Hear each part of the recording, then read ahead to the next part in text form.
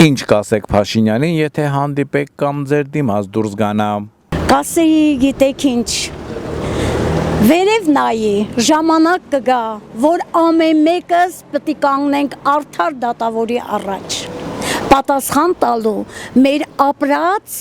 արած ու չարած գործերի համար։ Հանդիպել եմ ես վերջերս, բայց ոչ մի բան չեմ ասել, որտեղ անիմաստ եմ գտնում։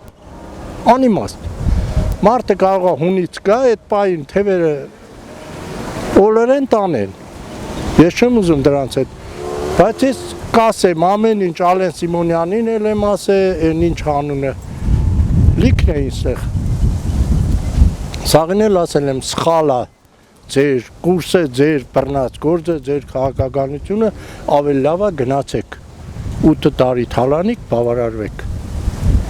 Հիմի նախկինները ինչ արել են նախկինները մենք մերժել ենք։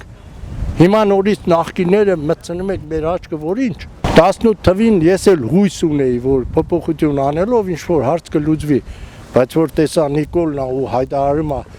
եթե ես կլինեմ վարչապետ կամ ես կլինեմ կամ ոչ մեկը, ես եմ ու ինչա դու հավերժ վարչապետ ես։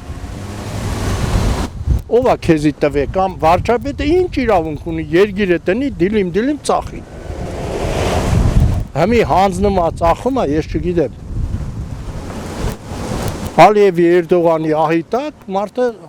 երգիրը բաժանում է։ Խելքի արի, մտքերդ հավաքի ու ճիշտ արտահայտվի։ Ոչ թե բորբոքվում ես ինչի համար, քո գիտելիքների վրա, որ չես կարում բառը նորմալ արտահայտվես։ Այ որ արեցին հանդիպեք Փաշինյանին, ինչ հարց կտայք, ինչ կասեք։ Կախի այդ 52 հազարով պարոն Փաշինյան դու կարող եք ապրել։ Որ թոշակառուն ապրի այդ 52 հազարով։ Սոցիալական հարցումը տա, թե ամեն ինչը տա, թե խորքի պետական հարցեր լուծի։ Գար ջուրը փագի, չի կարող ապրի։ Փաշյանը կարող է ապրել 52 հազար դրամով։ Քիչ չեմ խոսա, որովհետև Փաշյանը մեր ղեկավարն է, բայց խորքի մեկ ինքը իր երեխաներով 52 հազարով կապրի, չի ապրի։ Որովհետև ամեն ինչն էլ հիմա էկովադրության թանկացել է օդիդով։ Կասեի Փաշինյան, քանի ուրիշ բան չէր, սուս-փուս թող հեռացի այս երկրից, որ ժողովուրդը քեզ չտենան։ Ինքը պեշկա էր, ով է տեսե հանցագործը, քրեական հանցագործին, բերտից հանեն բերեն, մի ամիս հետո ասեն արի դու ղեկավար աշխատի։ Քաղաքի պետության վարչապետ, դա խելքի մոտիկ բան է, չէ։ Այդ ամենավերջի, ոնց որ ասում է, խուլիգանություն է։ Խորհրդի կարգով իրանք ասում որ մի քիչ խելք հավաքի եւ հեղափոխվի, իսկական հեղափոխություն արա։ Այսօր Ալեն Սիմոնյանի պահվածքը ինչ ասում։